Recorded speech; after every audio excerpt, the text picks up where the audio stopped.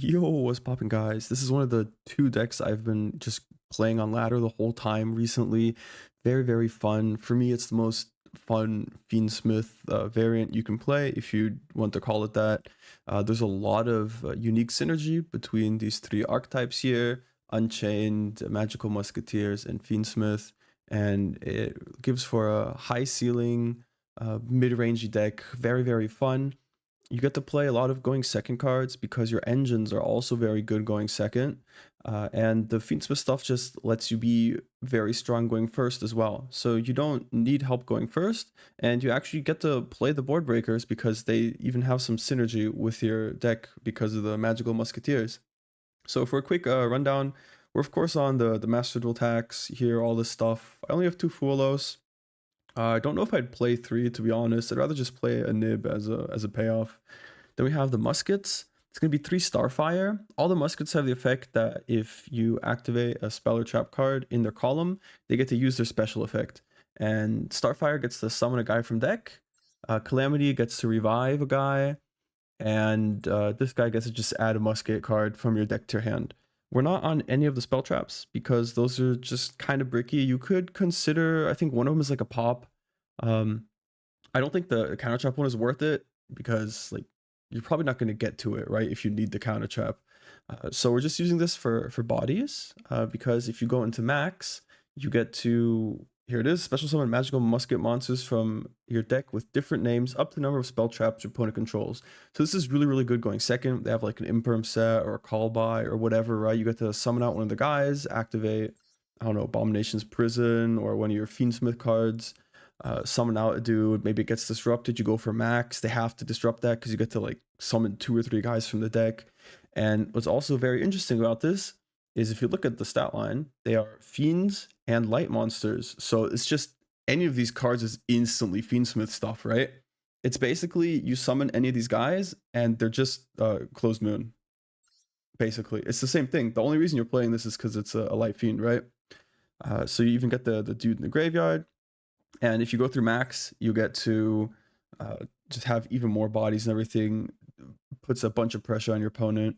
The Fiendsmith stuff, of course, is like the normal stuff. You have the Fiendsmith guys, full extra deck and everything. We're just on Caesar here. And then we're actually running 3 tracked because not only can you just add and discard Lurie, you can also add any light fiend, which includes your muskets, and then just pitch another guy. And then we're also on Sanct as an alternative ad or whatever for the engraver. Also gets to trigger all your musket guys. And for our final engine, we're going to be on Unchained. It's a slightly bigger package here. We're going to be on 2 Aruha and 1 Sarama. I have 2 Sharvara. I only own 2. I'm not sure if I would play 3, maybe. Most of the lines get to Yama to just search for it. But it's also very nice to open because there's musket lines you can do where you go into Yama, search Sharvara, make sequence, and if they imperm it, you can dodge it with Sharvara. If they imperm early, you could play a second sequence by cutting something else. I don't know, maybe the red dog or something. Maybe access code, maybe both of them. You'll add like a Zeus. I don't know. You'd have to try it out if it happens a lot, but it does give you that option as well. Most people won't like preemptively imperm the sequence either. And then we have 1 Shyama, is kind of a brick, unfortunately, but it really, really increases the ceiling very nicely.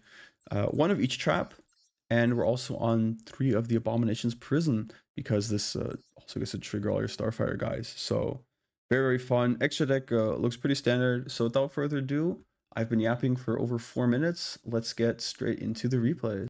All right, so since I was talking too much the intro, I just skipped his entire turn here.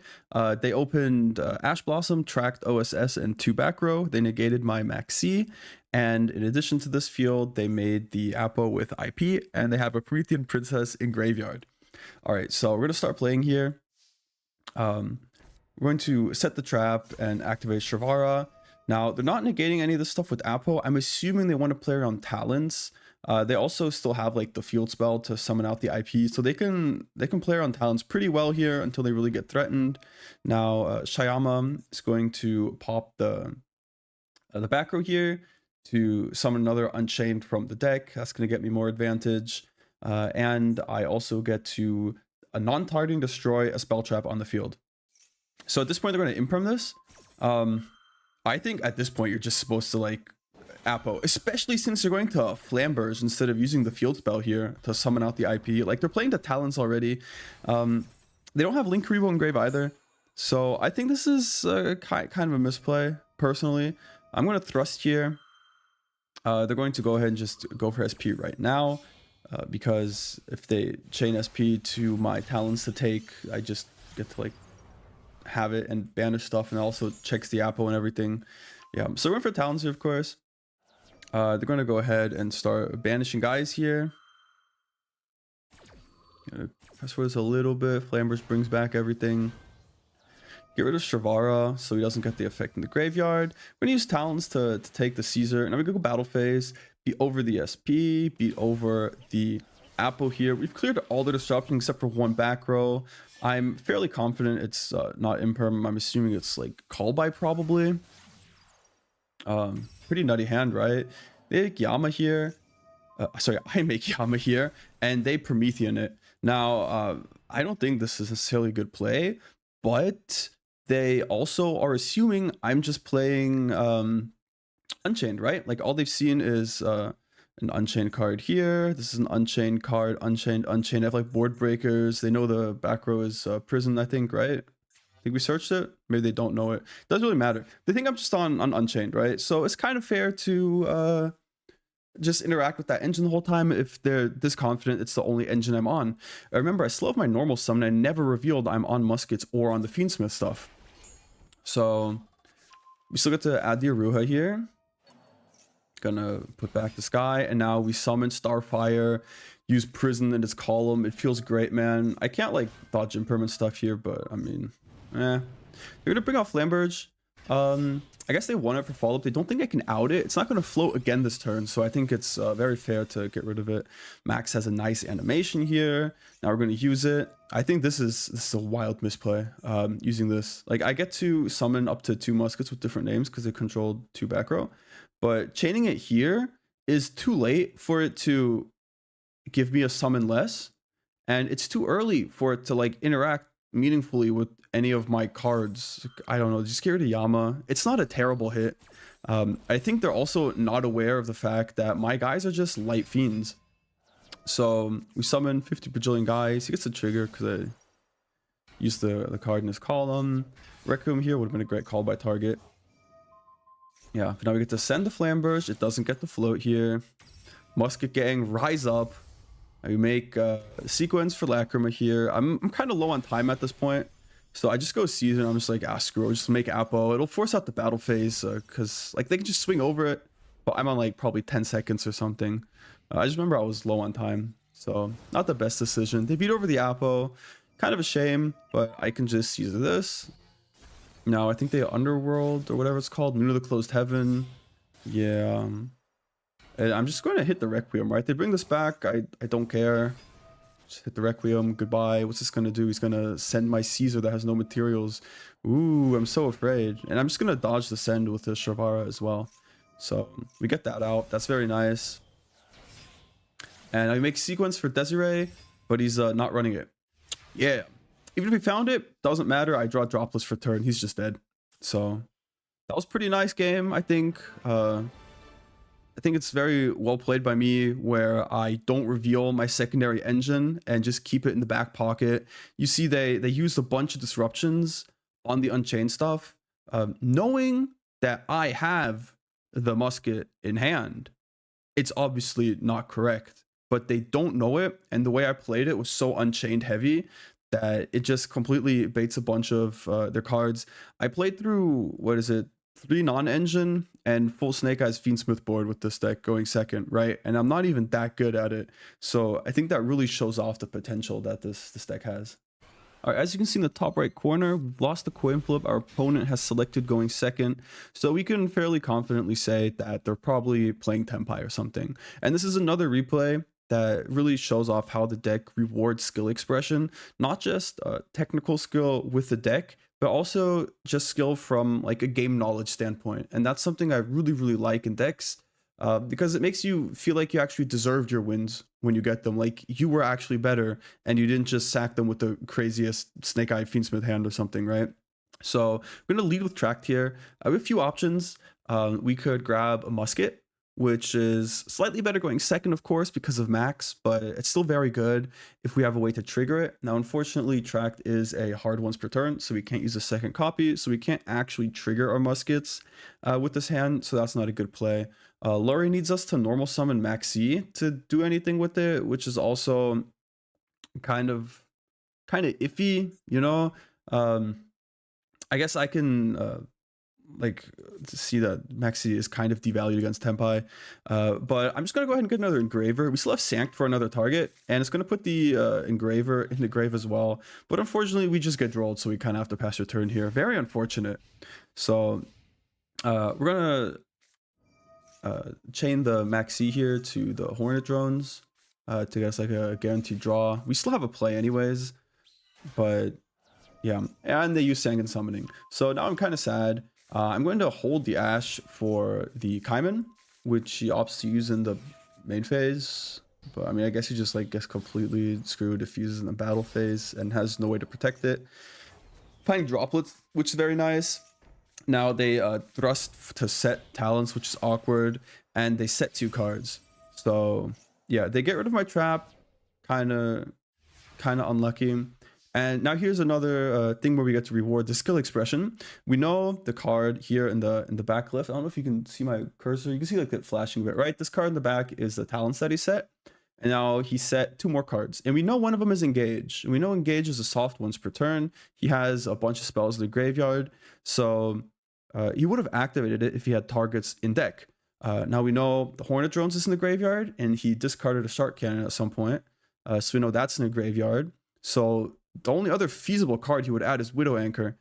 And since he didn't add anything, that means he's only on one of each of these. And there's no way he cut Widow Anchor. So his last card must be Widow Anchor. This means that we know, essentially, that his last back row is Widow Anchor. And we will be playing around it. So we're going to lead off with Engraver to add Sanct. Oh, I'm still on fast forward. My bad. Now I ruined the play here. So I could have Tracted to get Starfire, which I can then trigger with Sanct, get a free guy, summon now Max, pop off and everything.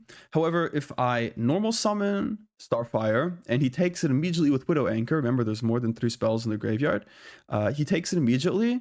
I have no more Tract, I have no more normal summon, so I'd have to kind of like Sanct Engraver or something. It's very scuffed. He still has the Little Knight. I'd have to like probably droplets it and everything. Very weird. So the better play here is I summon the Calamity, which does nothing. So he doesn't really see a need to interact with it. And then I can make Max. If I make Max, I just win on the spot. And if he takes it anyways, I still have the Tract, so I can still summon out Lurie. So this extends much better through the what we are assuming is a Widow Anchor here. So we go for Max here, and as we have expected, it is a Widow Anchor, and we can actually just chain droplets to have Max dodge it and negate the SP, and he just like loses instantly. There's no point in playing it. To summon 3 guys for my deck, like have fun, bro. So I think this was a very rewarding victory, and really shows off how the deck has a nice reward for the skill expression. All right, here we have another great replay. Of course, it's only a great replay if our Fuelos doesn't resolve, so he's going to Ash it, right? Yeah, this one really shows off a lot of like the secret effects and the interactions between the different cards. I feel fine here because I still have Imperm, and he just leads Fusion Destiny, which basically just turns off my Imperm. So I just toggle off here. I don't reveal I have the Impermanence because I can't actually like realistically Imperm anything here anyways, because you can just DPE to like dodge it, right? So we're gonna keep it for our turn off DPE there. Should be fine. I don't think he's gonna set up too much under the Dark Hero lock. I don't think he can get like Favorite Contact or something under the Dark lock, but he can still set up a more or less decent board. I think let's make Plasma here, sets a back row. Now because I toggled off, he doesn't know I have the Infinite Impermanence, which is great because this board loses to Infinite Impermanence. So in the draw phase, we're just going to go ahead, turn off the plasma. I think it's going to be super annoying here. Now we engraver here. This is going to force out the DPE because, oh yeah, we grab a Starfire here as well with this thing. That's going to let us discard our other engraver, right? So we get to summon back the engraver here without having to commit a normal summon for anything. Now we get to link off into our Requiem. Remember, we put back an engraver, so we get to summon that one out now. At this point, I'm pretty sure it's not called by set. And now when we activate this to send Requiem, it will send both of the cards, including the monster, to the graveyard. So DPE would not float because it's only when it's destroyed. So he has to use it here, and we've cleared all of his disruptions. Fast forward this real quick here. All right, now we just get to normal summon Starfire, activate the thrust here. It's beautiful. We love it. Musket gaming time. We have here the safe play or the greedy play. The safe play is I Talon's Hand Rip immediately to see if he has like a nib or anything, right? So we know it's Poly, Fuelos, and some engine card. We're just going to get rid of the engine card, right? The greedy play would have been I make Max first. I have a dude in the graveyard for Calamity bring back. I just get one more body, right? And I think this game state is good enough that I don't need the one more body. And instead I can just go for like a safer play here, right? Especially with the Ash in hand as well. Yeah. So I'm going to max here and we go sequence. Now at this point, I could also have gone into Yama first to grab a Shavara to then go into sequence with Calamity plus Yama. And then if this is imperm or something, I could like Shavara pop the sequence to dodge it. Could have been a bit safer. However, at this point, there's no way he's been holding imperm for this long. So I don't think that's the play. And instead, I make sequence for Desiree first. And this lets me link off the sequence. So I get a bit more advantage. Because if I sequence it the other way around, I would have had to use the sequence from field to equip. This way I get to keep Yama on the field. You could argue I want to have it in the graveyard. I don't know. Leave a comment if you guys think this was not correct and why. I'm still learning, right? Yeah. So we swing here for a bit of damage. I also can't make the blue dog, unfortunately, because I'm just short one body. I guess this is where the greedy play with Talons would have come up, huh? So if I went for the greedy Talons play, I would have had one more musket guy, and then I just make the... What is this guy's name? The blue dog. Unchained Soul of Rage. And that gives me another like 3 disruptions through SP. So maybe that would have been better. I guess I didn't see it at the time. Yeah. But I feel like this game state is just good enough, right? Now he's going to lead off by hitting Desiree. Of course, I'm going to negate it. Do note that he can't go battle phase since I will negate this on attack declaration. And then, as you can see, my attack goes back up to more than he has once he gets negated here. Yoinks. So he swings, I negate the guy, and he's forced to follow through with the attack because the monsters on the field didn't change, right? So there's no window for attack redeclaration or whatever the official technical term for it is or whatever, right? So he would have to chain DPE, and then he either pops himself and the Desiree, and then he gets like float and stuff, and then I send the back row with Desiree effect, or he pops his back row and Desiree, and then I just send DPE and he loses it forever. And he also doesn't have his battle phase. So I think this is definitely correct here. I'm going to Ash this. We know he has, what, Poly, Fuelos, one unknown in hand, and like probably some dead set card. Yeah, because this gets him to like more advantage and everything, and unfortunately just has another Fusion Destiny. Like, come on, man, I got punished, I guess. Happens though, it's fine, it's fine. He's got to combo off a bit here, do some hero stuff, shenanigans, whatever, summon out a bunch of guys. Actually, pretty interesting how this deck isn't just like sack people with board breakers anymore, but actually has combos. Unfortunately, all their boss monsters are just like floodgates. Now we get Trinity jump scared, and at the end of the main phase, because Shavara is a main phase only card, he's going to threaten battle, and now we get to pop the Desiree. And because it gets sent from the field to the graveyard, I just put back Requiem and send his Trinity. Now, we know he added the Honest Neos at some point during his long turn here. Pops the Yama. It's in the graveyard now. It's not terrible. And for turn, we're going to draw Shayama. Amazing. So it's just like the garnet of the deck. You kind of don't ever want to draw it. But turns out it's actually not that bad here. We're just gonna go for some engraver shenanigans, bring back out the Requiem here, and one of his 2 random draws he got off the Shadow Mist or whatever it was is actually Ash Blossom. So that kind of really sucks. You would think I have no play here, but I still have my normal summon left. So we're gonna tribute summon the Shayama. Shavara gets to put a trap, and now Shayama has the effect: you can target a card you control, destroy it, then you can pop a spell trap non-targeting. It's a you can, so it's not mandatory to actually pop it. I can just pop only my trap card here if I want to. And that's going to trigger here. Remember, he has no Ash Blossom, and now we have the amazing synergy effect. Yama doesn't say Reborn an Unchained card like you would think. It actually says Reborn a Fiend monster. Yeah, that's kind of crazy, isn't it? So we're going to go ahead and just bring back Desiree all casual like and stuff. Also summon out another Shavara here. I do want to note out, I'm on like 4 seconds here. If we had just spent like half a second longer to equip the guy here, right? This guy gives you 600 attack. It's lethal, but I'm literally on like 4 seconds. I'm like, I just swing, right? I'm like, okay, we do this. I don't even have time to make the Caesar. It's in my extra deck. I'm not that stupid. I have 2 6s on the field. I just make the High King. Fortunately, this is enough, but I was really on like 4 seconds. So yeah, it took a bit too long with my turn.